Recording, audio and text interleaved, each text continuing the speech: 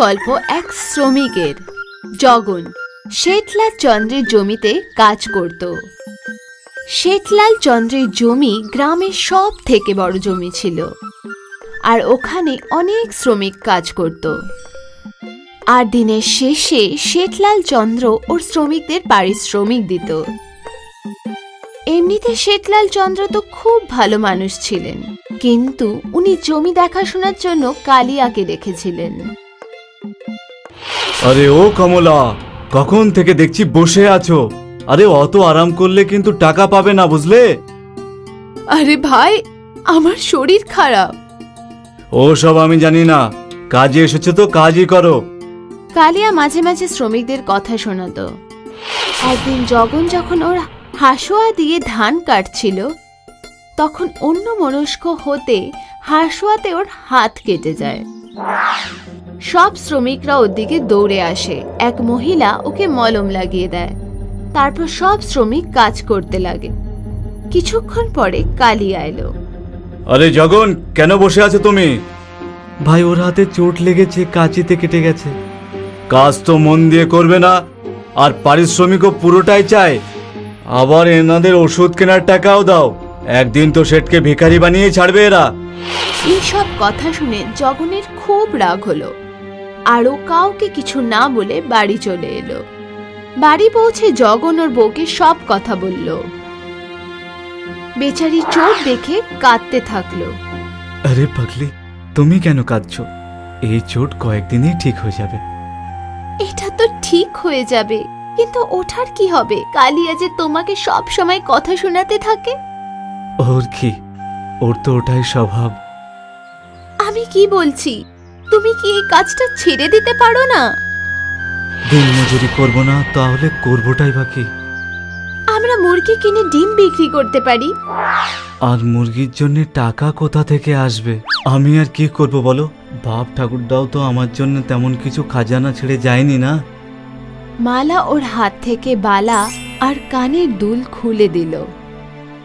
গয়না শুধু শোভা বাড়ানোর জন্য নয়, অসময়ে কাজে প্রয়োজন আসে তাই জন্য। না না, এটা আমি নিতে পারবো না। মালা অনেক জোর করার পর জগন নিতে বাধ্য হয়। তারপর ওরা দুজনে একসাথে বাজারে যায় আর একটা সোনার দোকানে গিয়ে গয়নাগুলো বন্ধক দেয়, আর ওরা 2000 টাকা পায়। তারপর এক মুরগির দোকানে গেল। ভাই, একটা মুরগির দাম কত? এমনিতে একটা মুরগি 100 টাকা দাম। আপনি যদি 10টা নেন তাহলে একটা ফ্রিতে দিয়ে দিতে পারি। আরে বাহ!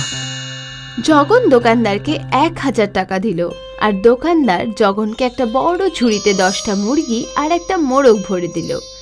তারপর মালা আর জগন বাড়ি এলো আর বাঁশের টুকরো দিয়ে মুরগিদের জন্য একটা ঘর বানালো। মুরগির ভেতরে খেলা করতে দেখে মালা আর জগন খুব খুশি ছিল।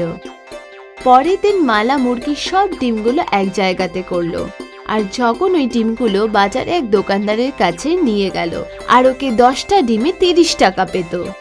এটা ওদের প্রতিদিনের কাজ ছিল। 1 মাস কেটে গেল, আর জগন ওর 1 মাসের লাভের টাকা গুনতে লাগলো। একদিনে 30 টাকা আর মাসে 900 টাকা হয়। আর তুমি মজুরি পেতে 500 টাকা। আমি ভাবছিলাম কিছু টাকা সোনার দোকানে দিয়ে আসি।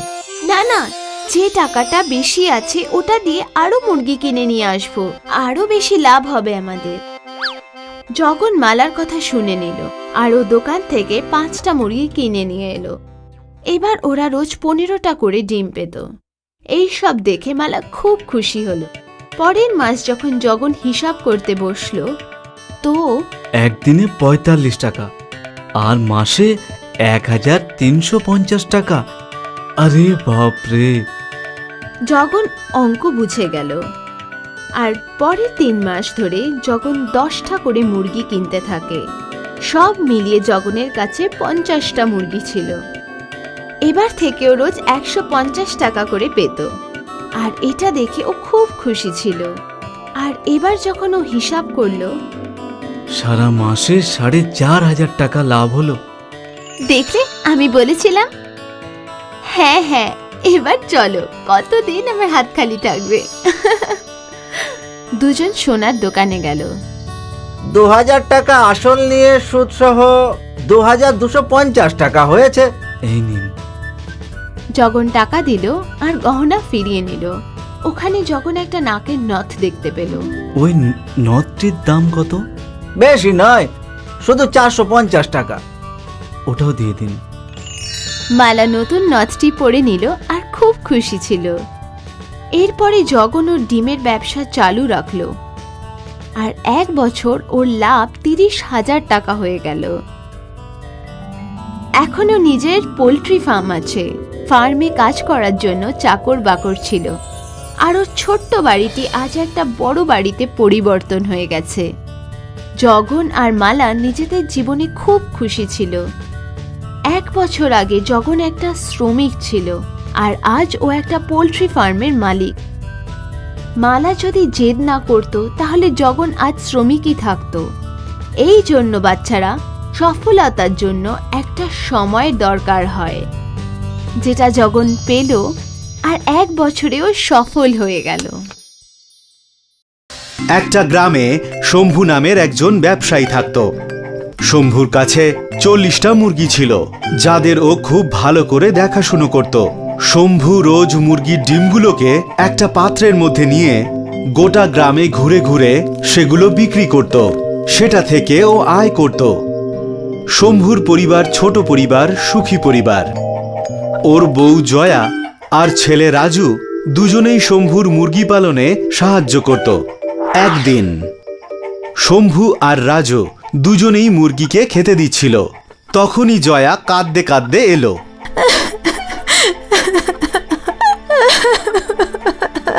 কি হয়েছে? তুমি কাঁদছো কেন? আমার বাপের বাড়ি থেকে খবর এসেছে, মায়ের শরীর ভীষণ খারাপ।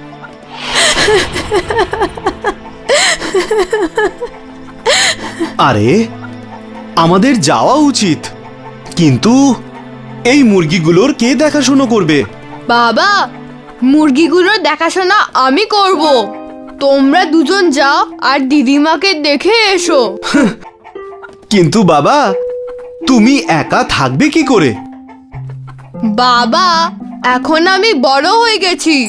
এখন আমি আমার নিজের খেয়াল রাখতে পারি আর এই মুরগিগুলোরও। রাজু সামলে নেবে, তুমি আমার সাথে চলো। ঠিক আছে। বউয়ের কথা মতো শম্ভু মুরগিগুলোকে রাজুর দায়িত্বে রেখে নিজের শ্বশুর বাড়ির দিকে রওনা দিল। কিন্তু শম্ভুর রাজুর ব্যাপারে চিন্তা হচ্ছিল, আর ওদিকে রাজু নিশ্চিন্তে মুরগির ডিম সংগ্রহ করছিল। কিছুক্ষণ পরে অনেক ডিম সংগ্রহ করতে পেরে রাজু ভীষণই খুশি হলো। আমি একসাথে অনেকগুলো ডিম জমা করেছি, এবার গিয়ে এগুলোকে বিক্রি করি। রাজু ডিম বিক্রি করবে বলে ও একটা পাত্রে ডিম নিয়ে বেরিয়ে পড়ল। কিছু দূর যাওয়ার পর ওর প্রথম খরিদ্দার প্রতিবেশী কাকিমার সঙ্গে দেখা হলো। কি হলো রাজু, আজকে তুমি? শম্ভু দাদা কোথায়? বাবা মায়ের সাথে মামার বাড়ি গেছে। আমার দিদিমার শরীর খারাপ। আচ্ছা ঠিক আছে। উনি রাজুর থেকে 4টে ডিম নিল আর ওকে 4টে সিকি দিল, যেটা দেখে রাজু ভীষণ খুশি হলো আর ভাবতে লাগলো, একটা ডিমে একটা সিকি, মানে 40টা ডিমে 40 সিকি। তারপরে আর কি, রাজুর কল্পনা আকাশে ডানা মেলে দিল। ও যেতে যেতে ভাবতে লাগলো, আমি এই চারানাগুলো নিয়ে মেলাতে যাব। ওখানে গিয়ে আমি নাগরদোলা চড়বো, তারপর আমি বাদর খেলা দেখবো, তারপর ফুচকা খাবো, তারপর গোলাপ জাম, তারপর খেলনার দোকান থেকে বড় গাড়ি কিনবো। তারপরে গাড়িটাকে গ্রামের বাচ্চাদের কাছে দেখাবো, যারা আমার এই নতুন গাড়িটাকে দেখে হিংসেই চলে যাবে। এবারও দ্বিতীয় খরিদ্দার পেয়ে গেল আর ও আরো 5টা সিকি আয় করলো। এবার রাজুর আর মাটিতে পা পড়ছিল না। ওর কল্পনার কোনো সীমা ছিল না। চলো, 9টা ডিম বিক্রি হলো। এখনো 31টা ডিম আরো পড়ে আছে, আর মাত্র 2-3 ঘন্টাতেই আমি মেলাতে পৌঁছে যাব। রাজু জেগে জেগে স্বপ্ন দেখছিল, আর তখনই ওর পা একটা পাথরে হোঁচট খেলো আর ও পড়ে গেল। সব ডিম ভেঙে গেল আর তারই সাথে রাজুর সব স্বপ্ন ভেঙে গেল। সেই জন্যই তো বলে, যতক্ষণ না গন্তব্যে পৌঁছবে ততক্ষণ থামতে নেই, মানে জেগে জেগে স্বপ্ন দেখো না। হাই, আমি শাইনি। যদি তোমরা আমাকে এভাবেই দেখতে চাও তাহলে এই ভিডিওটাকে অবশ্যই শেয়ার করো, আর হ্যাঁ, এই চ্যানেলটাকে সাবস্ক্রাইব করতে ভুলো না কিন্তু।